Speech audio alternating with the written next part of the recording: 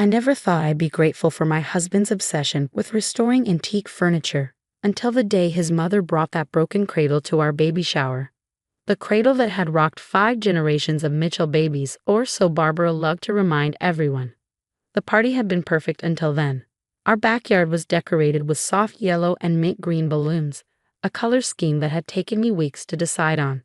My best friend Kate had outdone herself with the catering, and even the weather seemed to be celebrating with us, offering a perfect spring afternoon. "I can't believe you're finally having a baby shower." My sister-in-law Jessica hugged me for the 10th time that day, her hand resting on my still flat stomach. "After 7 years of trying, it's a miracle." It was a miracle. One that had cost us nearly all our savings, countless tears, and 3 rounds of IVF. But here we were, finally celebrating our little miracle at 6 weeks pregnant. We'd wanted to wait longer to announce, but Barbara had other plans.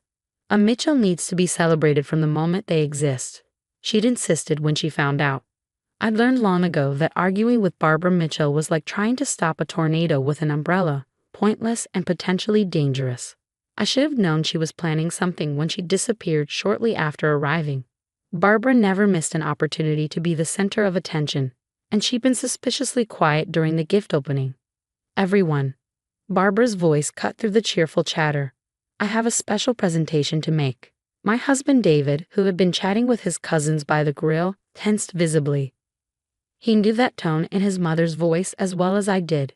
It was the same tone she used when she announced at our wedding that she was gifting us her old house, the one that turned out to need $200,000 in repairs, and came with the condition that she could visit whenever she wanted.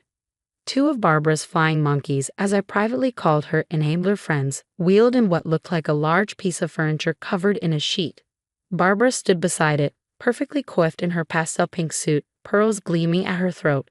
As everyone knows, the Mitchell family cradle has been passed down through generations. She paused for dramatic effect, her hand clutching her pearls. Every Mitchell baby for the past 150 years has slept in this cradle. My Thomas, then David and his siblings, and now. She yanked off the sheet with a flourish, revealing a once beautiful Victorian cradle that now looked like it had been through a war. The wood was splintered, one of the rockers was completely missing, and the once delicate carvings were chipped beyond recognition. "Well," Barbara's smile could have cut glass. "I thought since you'll never fill it anyway, you might as well have this worthless thing. It's rather fitting, don't you think? Broken cradle. Broken." "Mom." David started forward, his face flushed with anger.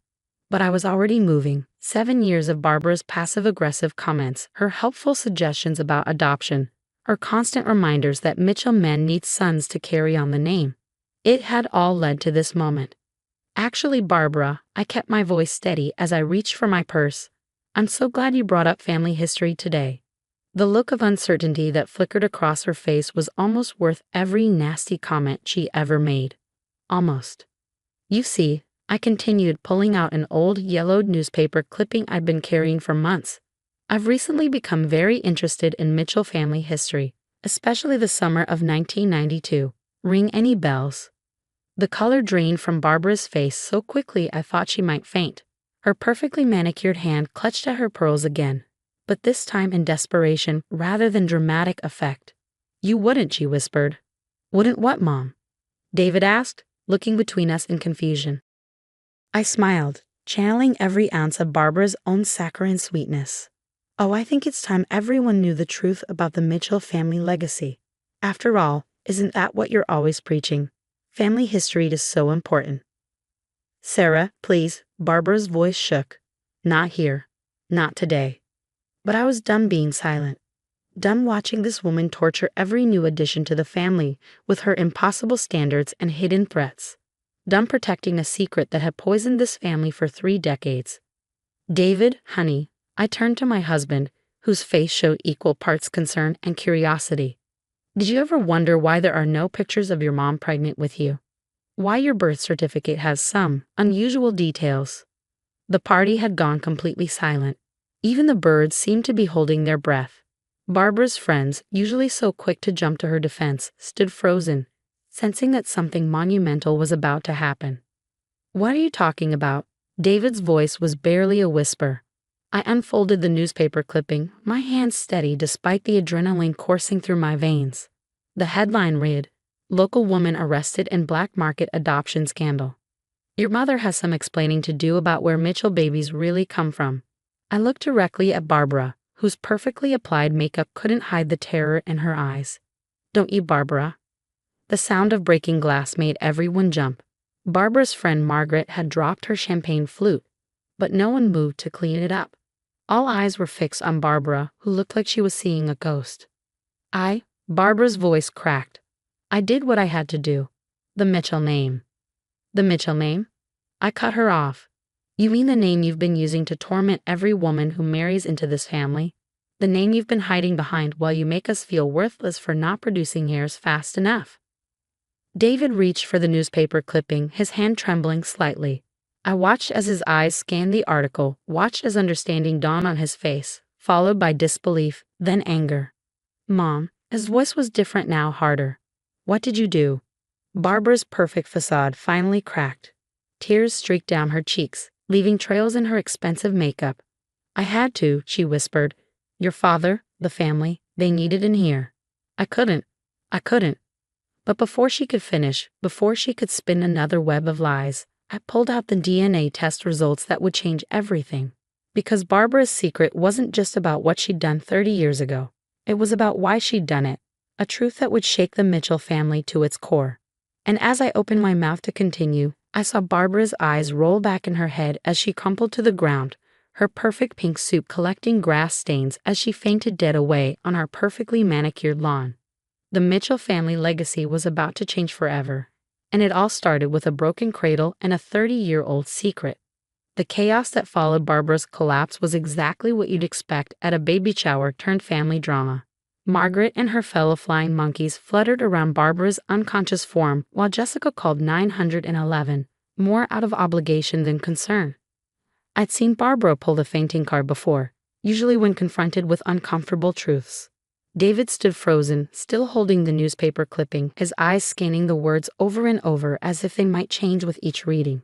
The article detailed a sophisticated black market adoption ring that had operated in our small town in the early 90s, arranging illegal adoptions for wealthy families. Several prominent community members had been arrested, but some names had been redacted to protect the families involved. "She's coming around," Margaret announced, fanning Barbara with a paper plate. Right on cue, Barbara's eyes fluttered open, immediately seeking out David. "Sweetheart," she reached for him weakly. "I can explain everything." "Can you?" David's voice was unnaturally calm. "Can you explain why there's a newspaper article about black market adoptions from the year I was born? Can you explain why my birth certificate looks different from Jessica's and Tom's?" Barbara struggled to sit up, her perfect hair now mussed with grass clippings. "It's not what you think." "Then what is it, Barbara?" I interrupted, pulling out another document from my purse. "Because I have here the full unredacted version of that article, the one that lists all the names, including yours and Richard's." The remaining party guests were trying to pretend they weren't listening, but I could see them inching closer, phones discreetly recording. This would be all over the Mitchell family group chat within hours. "You had no right," Barbara hissed, her maternal act dropping. "No right to dig into private family matters." "Private family matters?" David's calm finally cracked. "You've spent years tormenting Sarah about not giving you grandchildren, about failing the Mitchell legacy, and all this time you've been hiding this." "I did it for you." Barbara's voice rose hysterically. "Your father needed an heir." The Mitchell name had to continue. "But why, Mom?" David demanded. "Why was it so important? Important enough to buy a baby on the black market?" The silence that followed his question was deafening. Barbara's face went through a series of emotions, fear, anger, calculation, before settling into resignation. "Because," she said quietly, "the Mitchell fortune depended on it." Now it was my turn to reveal the next piece of the puzzle. "You mean the trust fund requirements? The one that specified a male heir had to be produced within 5 years of marriage to maintain control of the family company?" Barbara's head snapped up, her eyes wide. "How did you? I'm a genealogist, Barbara. Did you forget that? When you started pressuring us about having children, I decided to do some research. I found some very interesting documents in the county records. David looked between us, confusion evident on his face. What trust fund? What requirements? Your grandfather's will, I explained, pulling out yet another document. He left everything to your father, but with conditions. Richard had to produce a male heir within 5 years of marriage, or the company would be transferred to your Uncle James' line. But Uncle James died years ago, David said. He never had children. No, Barbara's voice was barely audible. He didn't, because I made sure he couldn't. The collective gasp from the remaining party guests would have been comical if the implications weren't so horrific. Even Margaret stepped away from Barbara, her loyalty finally finding its limit. What did you do? David's voice shook. Barbara's chin lifted defiantly. What I had to. James was going to expose us. He found out about the adoption, threatened to tell everyone. He was going to ruin everything we built. So you, David couldn't finish the sentence. The car accident wasn't an accident, I said quietly. Was it, Barbara? She didn't answer, but her silence said everything. Oh God, David stumbled backward, his face pale. Oh God, Mom, what did you do? I protected this family, Barbara suddenly shouted, struggling to her feet. Everything I did was to protect the Mitchell name. And now you, she pointed a shaking finger at me, you're destroying it all. No, Barbara, I stood my ground. You destroyed it, with every lie, every scheme, every cruel word to every woman who married into this family. And for what? Money, status. You don't understand, she spat. You could never understand what it means to protect a legacy. You're right, I agreed. I don't understand destroying lives to protect a legacy, but I do understand creating one. I pulled out the final document from my purse, my latest ultrasound picture. This baby, I said, holding it up, will never know the weight of your toxic legacy, Barbara. Because David and I are starting our own. One built on truth and love, not lies and manipulation. The sound of sirens in the distance signaled the arrival of the ambulance Jessica had called. Barbara's face had taken on an almost greenish tinge as she realized her carefully constructed world was crumbling. David, she pleaded one last time, sweetheart, everything I did was for you. But David wasn't looking at her anymore.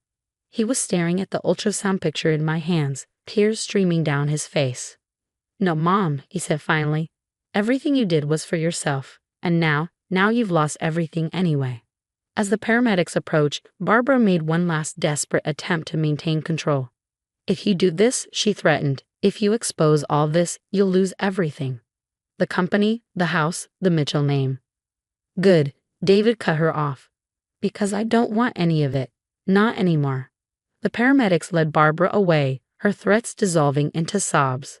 The remaining guests quickly made their excuses and left, leaving David and me alone in our decorated backyard, the broken cradle a fitting symbol of the shattered legacy it represented. But this wasn't the end of the story, because there was one more secret, the biggest one of all, that Barbara didn't know I'd discovered. One that would truly destroy everything she'd sacrificed so much to protect. The week following the baby shower was a blur of police interviews and family chaos. The Mitchell empire was crumbling, but the final blow was still waiting in the sealed envelope on our kitchen counter. I'd been saving it, waiting for the right moment to reveal the truth that would complete Barbara's downfall. That moment came sooner than expected when David's father, Richard, showed up at our door unannounced. We need to talk, he said, looking older than his 60 years. The scandal had taken its toll. His usually immaculate appearance was disheveled, his eyes haunted. David let him in reluctantly. We hadn't spoken to him since Barbara's arrest 3 days ago, when the police reopened Uncle James' accident case. If you're here to defend Mom, David started. I'm not, Richard interrupted, sinking into our kitchen chair. I'm here to confess. I exchanged glances with David before reaching for the envelope. Before you do, there's something you should see. Richard looked at the envelope with tired eyes. More revelations. The last one. I promised pulling out a DNA test result. And the most important. David sat beside his father, his hand finding mine under the table. We watched as Richard read the document, his face growing paler with each line. This can't be right, he whispered. It is, I said gently. I had it tested 3 times to be sure. You're not a Mitchell by blood, Richard. Your mother had an affair with James's father, your uncle. You and James were actually half-brothers. The irony was almost poetic. Barbara had orchestrated James's death to protect the Mitchell legacy, not knowing her husband had no legitimate claim to it in the first place. Richard's hands shook as he set down the paper. How did you find out? Genealogy research, I explained. When I started digging into the family history, I found inconsistencies, medical records that didn't make sense. Then I found your grandmother's diary in the attic of the old Mitchell house. The house Barbara insisted we keep, David realized. She never let anyone clean that attic. Because she knew, Richard said quietly. She found out shortly after we were married. That's why she was so desperate for a male heir. She thought if we had a son quickly enough, no one would question the legitimacy of our claim to the company. But you couldn't have children, I finished. So she turned to the black market. Richard nodded, tears forming in his eyes. We tried for years. When Barbara discovered my infertility, she became obsessed with finding a solution. Then she heard about a doctor who could arrange private adoptions, no questions asked. And you went along with it. David's voice cracked. I was weak, Richard admitted. I loved her, and I was terrified of losing everything. But I never knew about James. You have to believe me. I didn't know she would. He couldn't finish the sentence. The weight of 30 years of lies seemed to crush him into his chair. The police need to know all of this, I said firmly. Barbara's not just guilty of arranging an illegal adoption anymore. She committed murder to protect a claim that was never legitimate in the first place. I'll tell them everything, Richard promised. I should have done it years ago. I'm so sorry, David. You deserve better parents than us. David was quiet for a long moment, his hand tightening around mine. You're right. I did. But now I have the chance to be a better parent myself. I placed my hand on my stomach, thinking of our miracle baby growing inside. A baby that would never know the weight of false expectations or a toxic legacy. What happens to the company now? David asked. Richard gave a hollow laugh. It goes to James's nearest living relative, which ironically would have been me if we'd known the truth 30 years ago. Now, it will probably be dissolved, the assets split among the shareholders. Good, David said firmly. Let it end. We'll build something new, something honest. As if on cue, my phone buzzed with a text from Jessica. Barbara had confessed everything to the police, hoping for a plea deal. Her carefully constructed world had finally collapsed completely. Richard stood slowly, looking years older than when he'd arrived. I should go to the station. They'll want my statement. At the door, he turned back one last time. The baby, will you let me be a grandfather? A real one this time, no expectations, no demands. David looked at me and I nodded slightly. We'll see, he told his father. It will depend on how honest you are from now on. This child deserves nothing but truth in their life. After Richard left, David and I stood in our kitchen, looking at the scattered documents that had exposed 3 decades of lies. What do we do now? He asked softly. I walked to the backyard where the broken cradle still sat, a reminder of where this all began. Now we build our own legacy, one of truth, love, and acceptance. David wrapped his arms around me, his hands resting on my stomach. I liked the sound of that. As we stood there in the fading light, I thought about Barbara, sitting in a jail cell, finally facing the consequences of her actions. I thought about the baby growing inside me, who would never know the burden of false expectations or a toxic family legacy. The Mitchell name might have been built on lies, but our child would build their own name, their own story. And it would be beautiful, because it would be real. Sometimes the greatest legacy we can leave our children is the freedom to create their own.